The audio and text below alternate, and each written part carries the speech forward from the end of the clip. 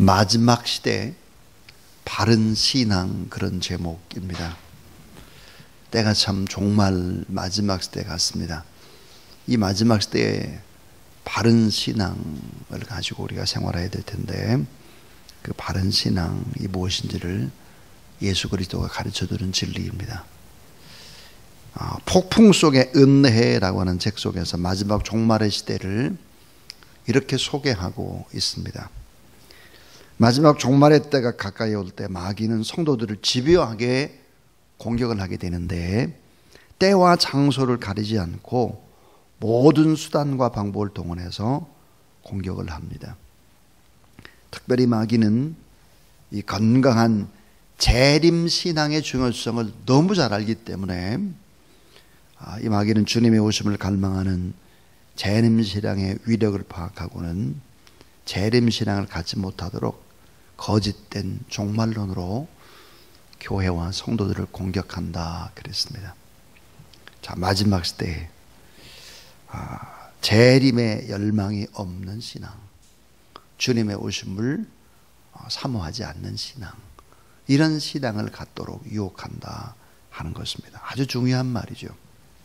왜 그러냐면 성도들이 재림신앙을 품게 되면은 온 힘을 다해서 예배드리고 찬송하고 뜨겁게 기도하고 복음을 증거하고 또 선교하고 섬기고 사랑하고, 자, 이렇게 되면 하나님의 나라가 거침없이 확장되는 기적이 일어납니다.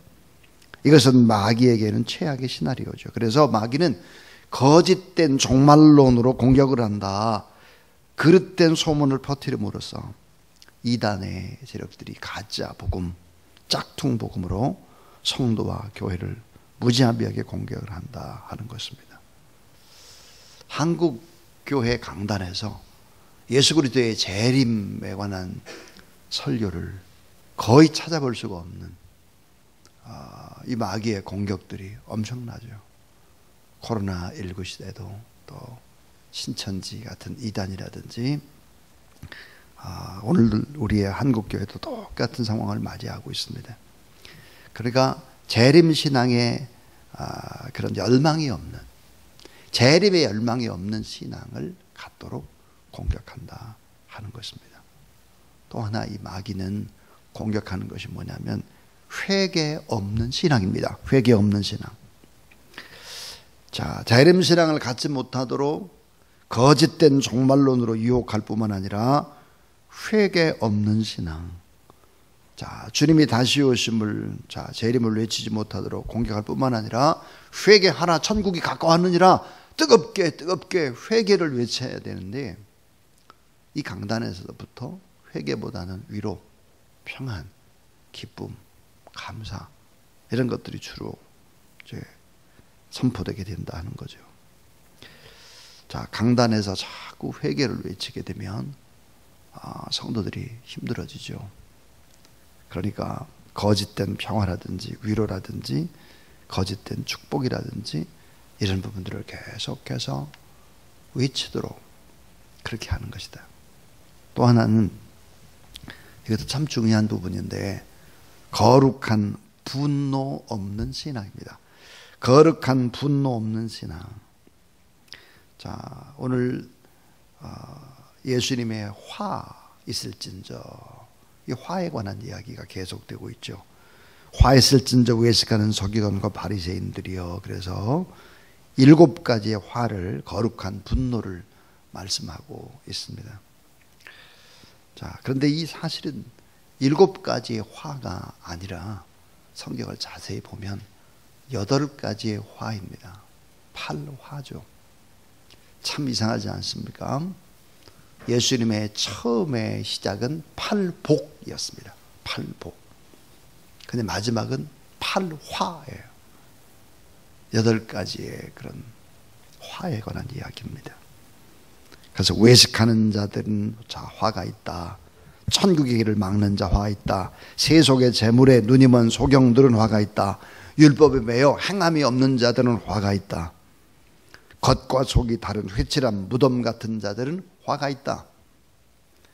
자, 외식에 치중하며 희생이 없는 자들은 화가 있다 그랬습니다. 그래서 이 거룩한 분노 없는 신앙. 또 하나가 뭐냐? 사랑이 없는 신앙입니다.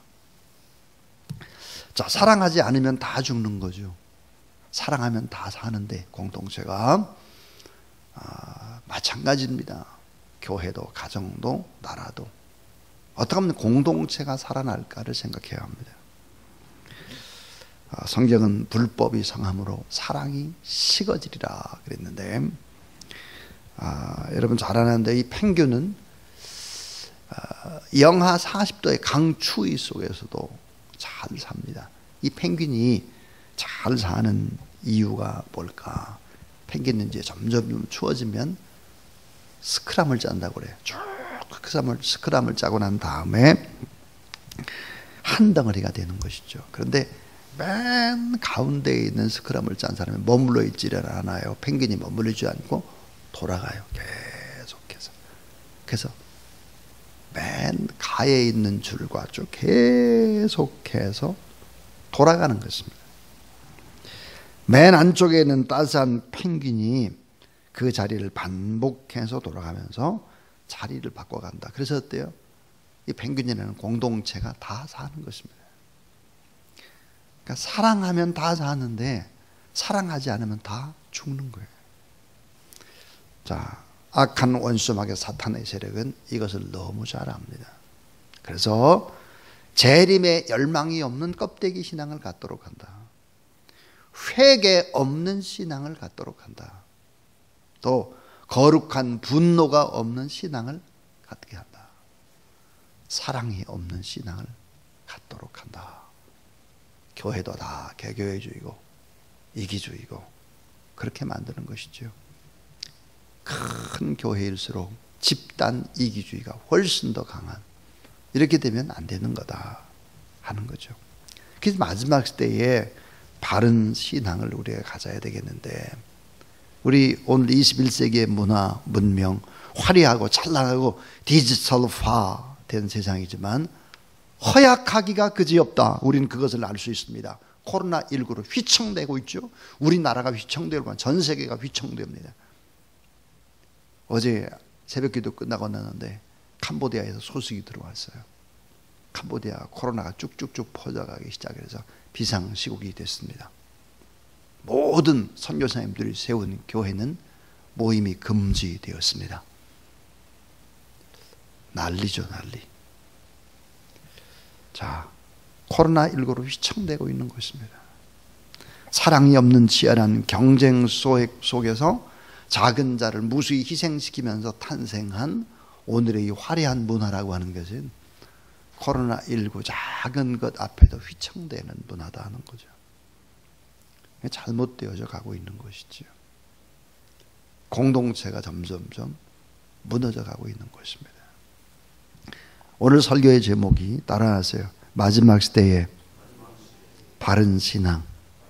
자, 예수님께서 말씀하시는 마지막 시대의 바른 신앙이 어떤 신앙일까? 오늘 본문 속에서 그 첫 번째가 겉과 속을 다 깨끗이 하라입니다. 겉과 속을 다 깨끗이 하라. 오늘 마태복음 23장 25절 28절에 보니까 화 있을진저 외식하는 서기관들과 바리새인들이요, 잔과 대접의 겉은 깨끗이 하되 그 안에는 탐욕과 방탕으로 가득하게 하는도다. 26절 눈먼 바리새인이여 너는 먼저 안을 깨끗이 하라. 그리하면 겉도 깨끗하니라. 제일 중요한 것이 먼저 안을 깨끗이 하라. 27절에 화 있을진저 외식하는 서기관들과 바리새인들이 회칠한 무덤 같으니 겉으로는 아름답게 보이나 그 안에는 죽은 사람의 뼈와 더러운 것이 가득하도다. 이와 같이 너희도 겉으로는 사람에게 옳게 보이나 안으로는 외식과 불법이 가득하도다 그랬습니다. 그래서 겉과 속을 다 깨끗하게 할 때 중요한 것은 뭘까? 신앙의 핵심은 뭘까? 내면의 거룩이다 하는 것이죠. 마음의 거룩이다. 보이지 않는 부분의 깨끗함이다. 그렇게 얘기를 하고 있습니다. 자, 바리새인과 서기관들은 유대인들 가운데 최고의 대우를 받고 살아가는 사람들입니다. 자, 그런데 이들이 다 예수님 눈에는 화 있을진저 화를 당하게 될 것이다. 그렇게 본 것입니다. 자, 이 복음이라고 하는 이 복음에는 놀랍게도 축복과 심판이라는 양면성이 있습니다. 축복과 심판. 자, 오늘 마태복음 23장 13절의 내용 보면은 어떤 사본에는 14절에 기록을 하고 있고 13절에 마가복음 12장 40절에는 또 기록이 되고 있습니다. 어제 성경에 보니까 14절에 보면 없음 그렇게 되어 있습니다. 없음. 성경에 보면 없음. 근데 그게 이제 마가복음 12장 40절에는 기록되고 있죠. 그러니까 사실은 팔복과 함께 팔화다. 8가지의 화를 얘기하고 있다. 이제 그렇게 말씀을 하죠. 마태복음에 빠진 내용이 마가복음 10장 40절에는 또 이렇게 기록이 됩니다. 자, 저희는 과부의 가산을 삼키며 외식으로 길게 기도하는 자니 그 받는 판결이 더욱 중하리라 하니라 그랬습니다.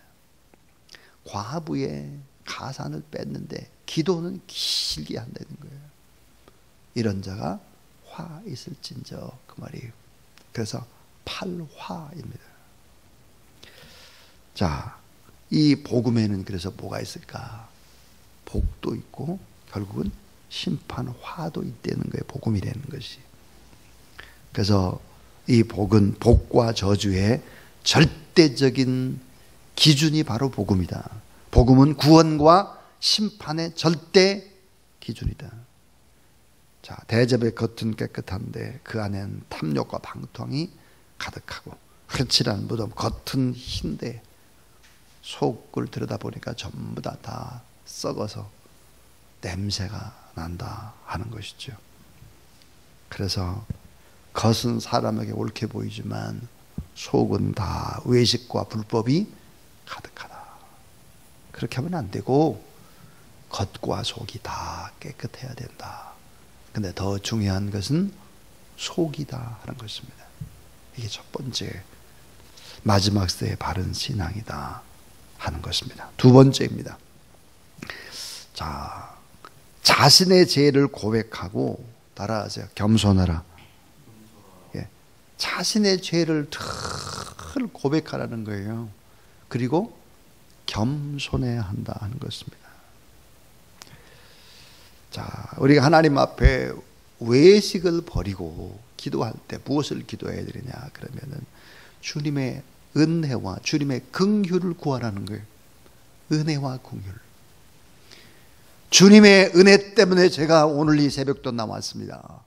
주님의 은혜뿐만 아니라 긍휼을 구합니다. 은혜와 긍휼. 신앙이 참 좋은 사람들, 정말 귀한 위대한 일꾼들은 은혜와 긍휼을 구합니다. 하나님 앞에.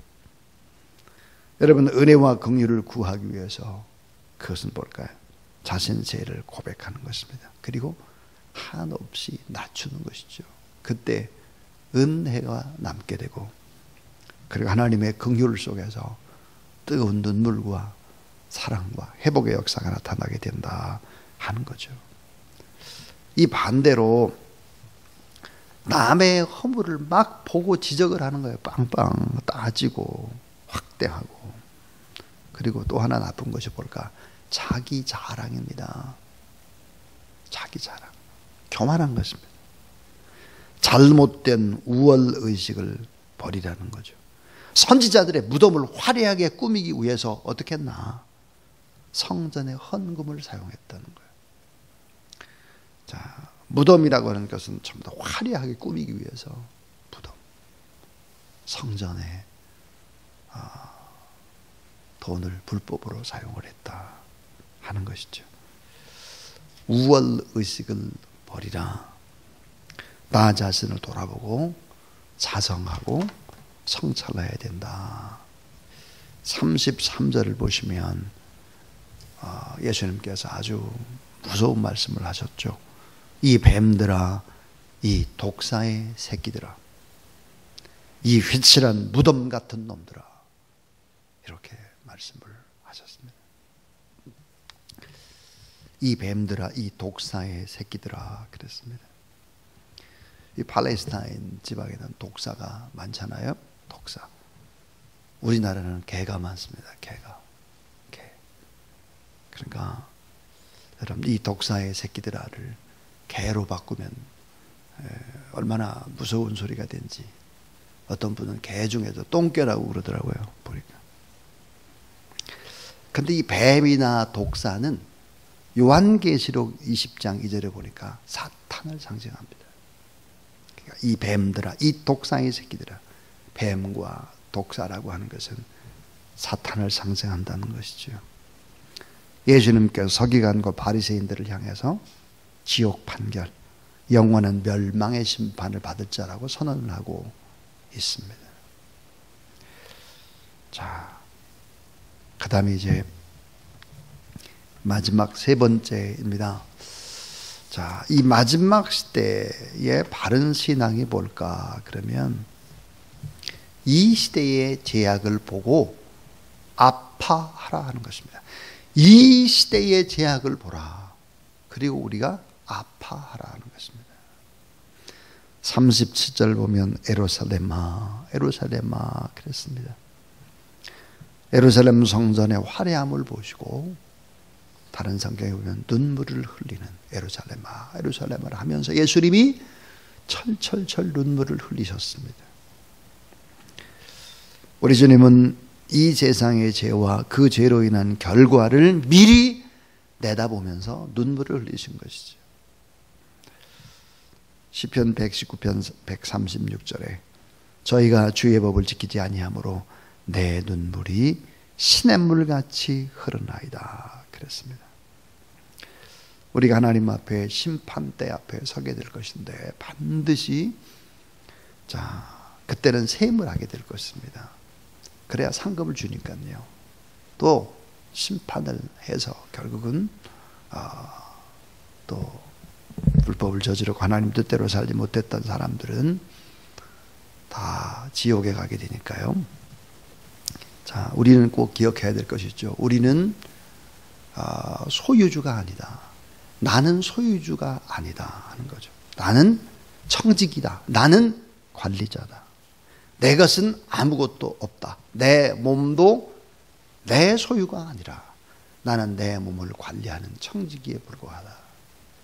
통장도 내 것이 아니고 결국은 집도 내 것이 아니고 아내도 남편도 다 내 것이 아니다 하는 거죠. 내 소유는 없다. 단 그저 맡아서 빌려 쓰고 있는 것이다. 우리 그런 생각을 늘 하지 않으면 안 된다는 것이죠. 주산원교회가 잠실역 옆에 신천 새마을시장 그 안쪽에 개척을 했습니다.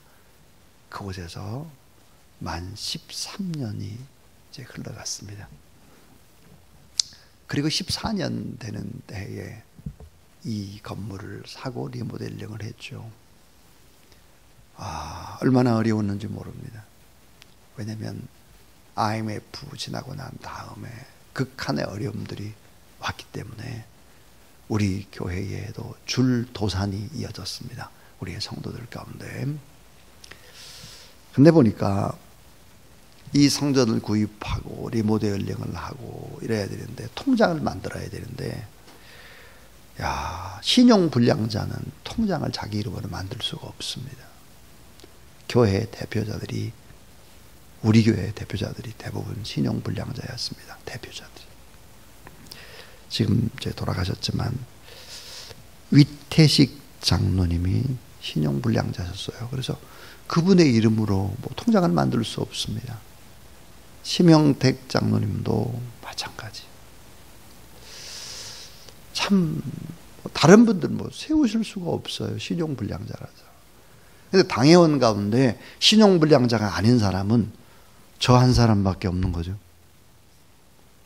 저는 그동안에 단 제 이름으로 된 통장에 단 한 개가 없었습니다. 은행은 단 한 번 문전에도 들어가본 적이 없습니다. 돈을 붙이고 뭐고 이렇게 한 적이 없어요. 근데 신용불량자들이기 때문에 결국은 어때요? 통장을 만들어야 되고 카드를 만들어야 되고 그렇게 된 거죠. 그렇게.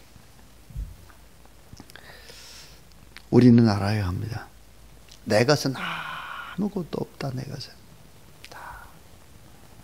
우리는 청지기에 불과하다. 관리자에 불과하다. 그저 빌려 쓰고 있고 맡은 일을 하고 있는 사람일 뿐이다.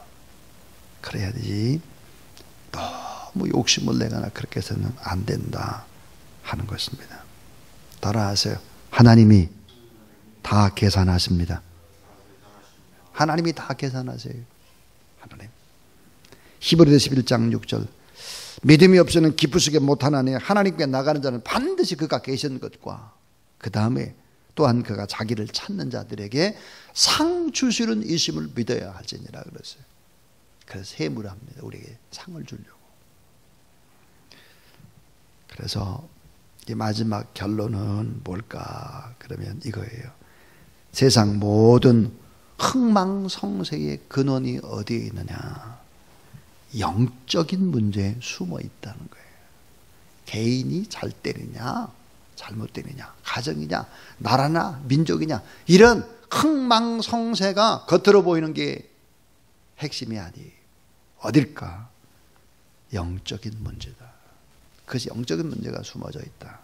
38절을 보시면 보라 너희 집이 황폐하여 버린 바 되리라 그랬습니다. 너의 집이 황폐하여. 이 말은 뭐야? 성전이 황폐하여. 이 말은 뭐예요? 예루살렘이 황폐하여. 그 말이에요. 중요한 것은 바로 세상 모든 흥망성쇠는 세상에 있지 않다. 어디에 있을까? 교회 안에 있다. 어디에 있을까? 예수 그리스도를 믿는 사람들이 축복의 통로이기 때문에 이 통로가 에너지원이 막히게 되면 끝나는 거예요. 교회가 그래서 중요한 것이고 기도하는 것이 중요한 것이고 하나님을 경외하는 것이 중요한 것이고 깨어있어 여호와 하나님을 찾는 것이 중요한 것이다. 자, 버려졌던 화 있을진저 했던 이 바리새인과 서기관들 겉만 깨끗했습니다. 겉만. 이 사람들 특징이 뭘까? 자기의 죄를 몰라요. 이 사람들 누굴까? 예수 그리스도를 박해하고 교회를 박해했습니다. 예수님을 박해했다는 건 교회를 박해한 거예요. 버려졌던 바로 하나님의 백성 서기관과 바리새인들이 이런 사람들이었습니다.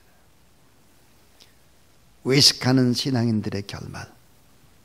거룩하다고 스스로 속였습니다. 내 가슴을 치지 않았단 말이에요. 교만하여 자기 자랑만 했습니다. 나는 모자라고 부족합니다. 그러지 않았어요. 하나님 앞에 무예식을 했다 그랬습니다. 그게 결국은 어때요? 심판을 받았죠. 자, 오늘 우리의 삶은 어떨까 하는 거예요. 우리의 삶은 오늘 이 새벽에 꼭 기억해야 될 것이 있습니다. 마지막 때의 바른 신앙, 겉과 속을 다 깨끗이 하되 먼저 속을 깨끗이 하자. 나 자신의 죄를 고백하고 더 많이 겸손하자. 이 시대의 제약을 보고 우리 아파하자. 내 문제다 하는 거야. 내 문제. 아까 그랬잖아요. 성전이 잘못되면, 우리가 잘못되면 결국은 세상 모든 흥망성쇠의 근원은 영적인데 숨어져 있다. 우리가 그 책임자다 하는 거예요. 꼭 잊지 마십시오. 그런데 하나님은 얼마나 우리를 사랑하시는지 언제나 신앙은 패자 부활전이 가능한 것입니다. 우리가 하나님 앞에 실수하고 넘어지고 범죄하고 자빠졌다고 할지라도 하나님 앞에 두 손 들고 회개하고 잘못을 구하게 되면 하나님은 다 용서하시죠. 세상은 어떨까요? 자, 패자부활전이 불가능해요. 한 번 어때요? 싸워서 지면 끝장이에요. 근데 신앙은 그렇지 않아요. 맨 꼴찌가 다시 1등이 될 수 있는 것이 바로 신앙이다. 패자부활전이 가능하다. 꼴찌가 다시 1등이 될 수 있다 하는 것입니다. 오늘도 그 믿음을 가지고 예수 그리스도 안에서 다시 시작하는 저와 여러분 우리 모두 다 될 수 있기를 주의 이름으로 축원합니다.